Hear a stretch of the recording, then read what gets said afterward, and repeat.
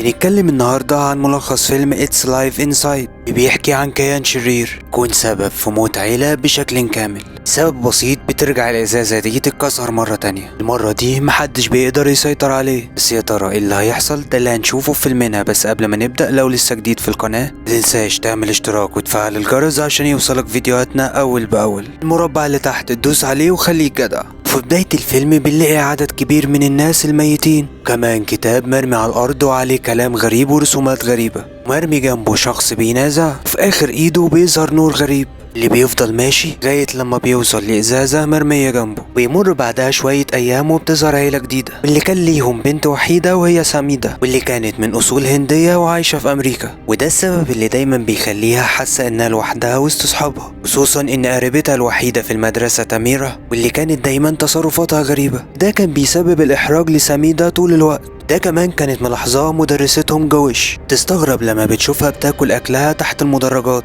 تحاول وقتها تسأل سميدة عنها عشان تطمن عليها، بس وقتها ما بتعرفش ترد عليها ولا تقول لها ايه، وتقول لها انها كبيرة كفاية عشان لو احتاجت المساعدة اكيد هتطلبها. ولما بتخرج سميدة وبتقعد مع صاحبتها، تعترف ليها انها دايما بتخاف من تميرة اول لما بتشوفها طالعة من الفراغ.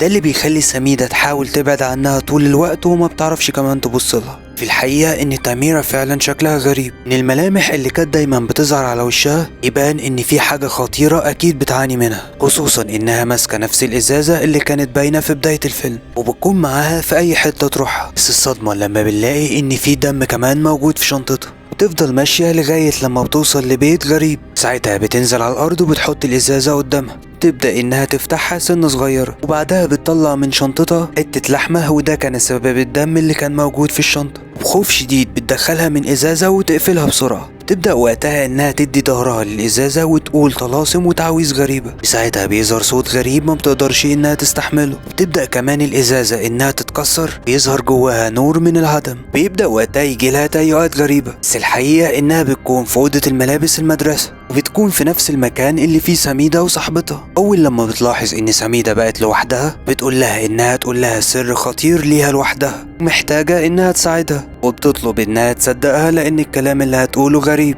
ساعتها بتمسك الإزازة اللي في إيديها وبتقول لها إن في كائن غريب عايش جوه الإزازة دي. ده اللي خلى سميدة وقتها تسألها هي جابت الإزازة منين. بترد عليها بكل خوف إنها لقيته في بيت وكان دايما بيناديها، ولما خدته فكرت إنها تقدر تحتويه وتسيطر على القوة اللي جواه طالما دايما هي بتأكله. بس هو طول الوقت ما بيشبعش وطول الوقت بيطلب لحمة نية، ده اللي بيخليه يزداد قوة يوم عن التاني. طبعا الكلام ده كان بالنسبة لسميدة صدمة، وبتبدأ إنها تتهمها إنها مجنونة، لدرجة إنها بتمسك الإزازة وبتوقعها على الأرض، وطبعا الإزازة بتتكسر، وبسبب صدمة تميرة بتسيبها وبتهرب. لما بتمشي بتلاحظ سميدة إن في كتاب غريب وقع منها، بتجري بسرعة عشان تلحقها وتديها الكتاب. لما بتوصل لها بيكون كل تركيز تميرة حاجة واقفة ورا سميدة، لدرجة إنها بتعيط وما بتردش عليها. ده كان سبب كافي إن سميدة تخاف وتقول لها إنها هتروح وتطلب لها المساعدة. وبكده طبعا بتكون تميرة لوحدها. فجأة بتحس إن في حد من ورا بيشد شعرها، وكمان بتبدأ قوة غريبة إنها تسحبها منها. لما بترجع لها سميدة مش بتلاقيها، وطبعا من وقتها بيعملوا بلاغ إنها مفقودة.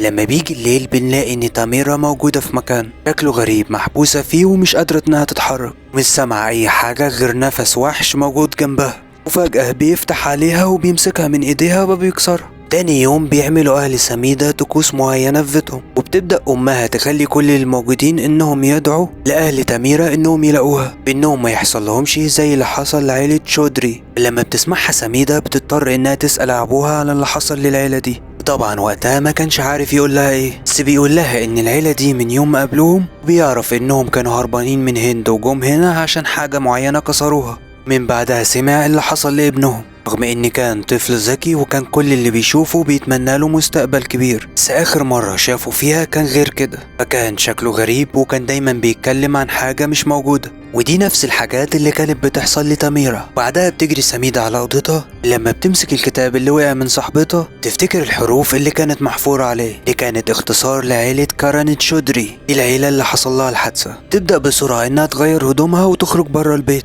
تاخد العجلة بتاعتها لغاية لما بتوصل للمدرسة. هناك بتطلع الكتاب لتاني مرة وبتبدأ انها تفتحه وتقرا فيه.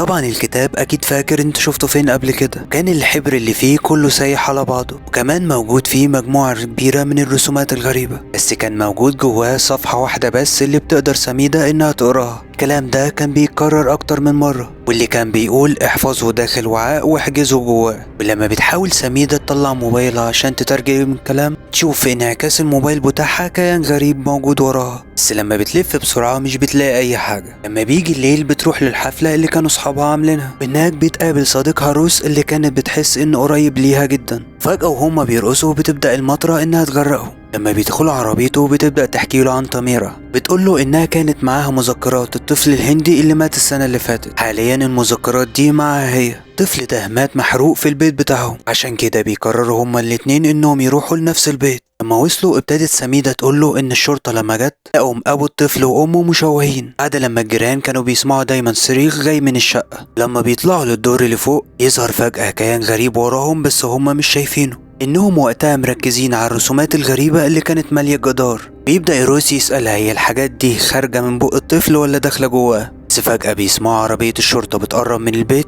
ده اللي بيخليهم يهربوا بسرعة وبيقعوا الكتاب من سميدة. وبعد لما بترجع البيت بتحس ان في حاجة غريبة موجودة في اوضتها. بتنصدم لما بتلاقي كيان غريب عينيه منورة بيبص لها من الدولاب بتاعها. لما بتحاول انها تسلط عليه الضوء من كشاف موبايلها بيختفي فجأة، بس لما بيطفي النور بيظهر تاني. بس فجأة بيحاول انه يهجم عليها. بنلاحظ بعدها ان ده كان حلم وبتفوق سميدة منه. تنزل بعدها لأمها وبتقول لها ان في حاجة خطيرة بتحصل لها، وطبعا امها على طول بتربط الموضوع بتميرة. بتقول لها ان الصلوات والاحتفالات اللي بنعملها اللي هي دايما ما بتحبش انها تحضرها، فدي بتعملوها عشان سلامتهم. وتبدأ انها تنقد بنتها لانها دايما بتحاول تنسى اصولهم، لدرجة انها مش عارفة لغتهم، دايما بتحاول تختلط باصدقائها الجداد، وده اكيد سبب من اسباب الخطر اللي هي حاسة بيه. وبتسيبها بعدها وبتروح هي وصديقها روس لنفس البيت مرة تانية عشان ياخدوا الكتاب اللي وقع منهم. بس فجأة سميدة بتسيبه وبترجع تخش البيت مرة تانية. لما بيكون روس لوحده بره بيلاقي ان خيال غريب بيبدأ انه يغطيه. بينصدم لما بيبص وبيشوف اللي وراه. بيبدأ وقتها انه يصرخ وسميدة بتسمع صوته، ان الكيان ساعتها كان بيحاول انه يقتله ويخنقه.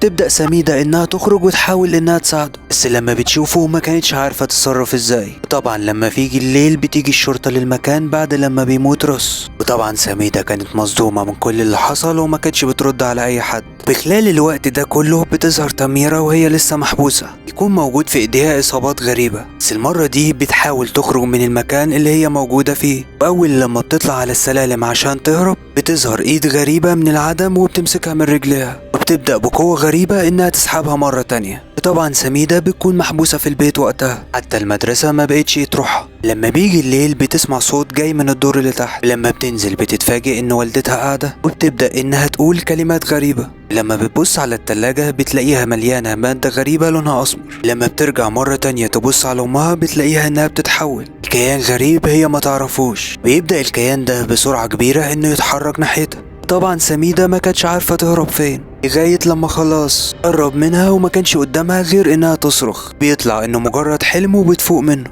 تاني يوم بتروح المدرسة وبتروح لمدرستها جويس. بنلاحظ وقتها اللي نفس الشكل الغريب اللي كانت عليه تاميرا بقت سميدة تشبهها بشكل كبير. بتبدأ تقول لجويس انها هتقول لها حاجة ولازم تصدقها، هي ان الشرطة لما جت عشان تحقق في موت روس فكانوا متأكدين ان الحيوانات هي اللي قتلته، ده بسبب الانياب اللي كانت موجودة على رقبته. بس ابتدت سميدة وقتها تأكد لها انه ما كانش حيوان، واللي عمل كده هو نفس الكيان الشرير اللي خد تميدة. طبعا لما ابتدت تحكي لها عن كل اللي بيحصل لها فكان من الطبيعي ان جويس ما تصدقش اي حاجة من اللي بتقولها. ابتدت تقول لها ان شكلها باين عليه الارهاق واكيد ما نامتش بقاله كتير، ده اكيد هيسبب لها الهلوسة. بس سميدة ما بتهتمش بكلامها، ترجع توريها الصور على موبايلها. بس فجأة بتبدأ انها تسكت عن الكلام، تبدأ انها تبص حواليها بشكل غريب وأكنها شايفة حاجة. لما بترجع تبص لجويس تنصدم اول لما بتشوف اللي وراها وبتبدأ انها تصرخ في وشها، وطبعا بتبدأ انها تهرب. وقتها بتشك جويس ان في حاجة وراها، ولما بتبص بتلاقي ان مفيش اي حاجة. ولما بترجع للبيت بترجع تتصل بسميدة مرة تانية، بتقول لها انها سألت على الصورة اللي شافتها في موبايلها. ابتدت تقول لها ان في اساطير الهند الشرقية موجود شيطان هو اللي بيتغذى على الطاقة السلبية، والشيطان ده بيسموه بيشاش، وكمان بياكل لحوم البشر. لازم عشان تسيطر عليه تحبسيه جوه وعاء،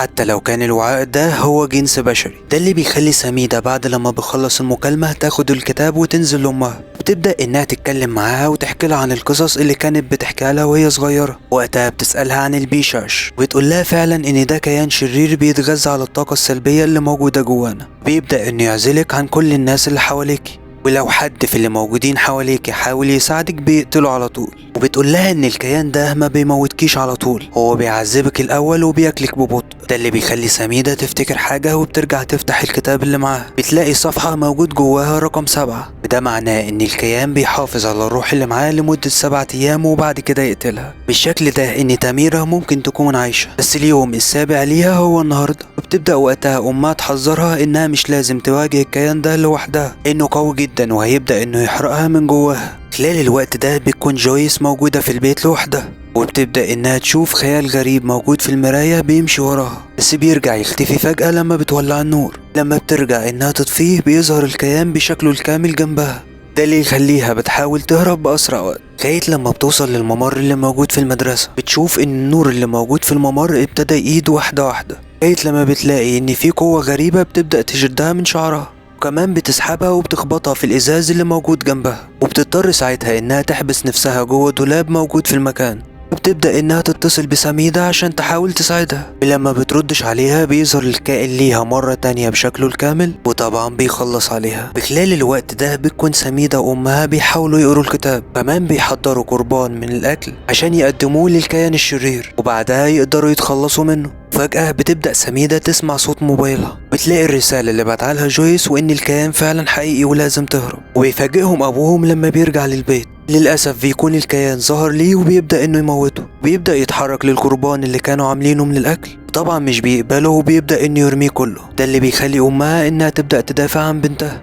طبعا مش بتقدر عليه وبيبدأ إنه يسحبها بعيد عن سميدة. تحاول سميدة إنها تتصل بالشرطة عشان يساعدوا أبوها وأمها. وبعدها بتلاحظ سميدة ان في دم جاي على الارض، تعرف انه من الكيان الشرير وانهم قدروا يؤذوه. وتبدأ تسأل امها هي ممكن تلاقي تاميرا فين، بتقول لها في نفس المكان اللي ظهر فيه اول مرة. بتبدأ سميدة تاخد العجلة بتاعتها لانها عارفة تلاقيها فين، وبتروح للبيت المهجور اللي كانت فيه اول مرة. لما بتحاول تنزل للدور اللي تحت بتنصدم لما بتشوف الكيان الشرير موجود قدامها. بتبدأ تقول بأعلى صوتها انها مش خايفة منه وهتواجهه، ده لانها عارفة انه بيتغذى على الخوف اللي موجود جواها. بس لما بتقرب منه بتلاحظ ان جلدها ابتدى يتحرق. بيرجع الكيان يستعيد قواه مرة تانية، بيبدأ انه يقرب منها. بتفضل انها تهرب منه لغاية لما بتوصل للأوضة اللي موجودة في الباترون. بتحاول انها تسد الباب عشان ما يقدرش الكيان انه يدخل. للأسف بيقدر انه يكسره وبيبدأ انه يشد ايديها. بس في اللحظة دي بتاخد سميدة حديدة كانت موجودة على الأرض، وبتبدأ انها تسحب ايديها وتضربه على ايديه اللي كانت موجودة جوه الفتحة.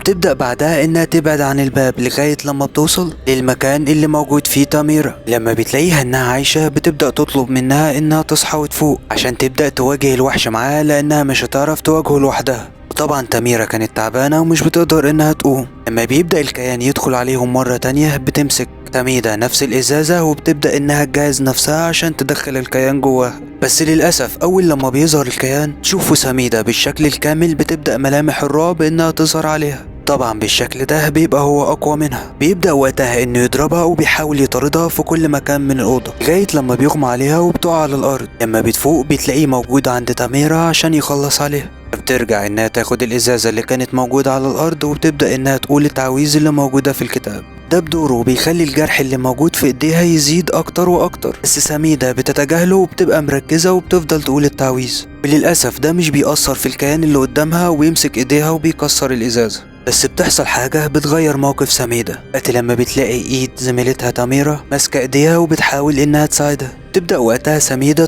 تفتكر الرسومات اللي كانت مرسومة في الدور اللي فوق. بيبدأوا وقتها هما الاتنين انهم يقولوا التعويذ اللي هيسيطروا فيها على الكيان عشان يحبسوه جوه حاوية. مرة دي الحاوية هتكون كائن بشري وهو جسم سميدة اللي فعلا بيخش الكيان جواها. بالشكل ده بتكون فعلا سيطرت على الكيان وانقذت صاحبتها من الموت. وبيعدي بعدها سنة كاملة على الموضوع ده. بترجع سميدة لحياتها الطبيعية وسط أهلها اللي قدرت إنها تنقذهم. كمان بتكون مدرستها جويس لسه عايشة. المرة دي بتكون ملتزمة بأداء الطقوس اللي كانت دايما أمها بتنصحها إنها تعملها. بتحاول إنها تسيطر على الكيان اللي موجود جواها بإنها تاكل اللحمة النية اللي كان بيتغذى عليها الكيان الشرير، تحافظ دايما عليه إنه يفضل جواها. بس كده يا سيدي، دمتم في أمان الله. كل اللي وصل للآخر انتوا أحلى وأجدع ناس. اعملوا لنا بقى اشتراك عشان نعرف مين اللي وصل وكمل معانا للآخر.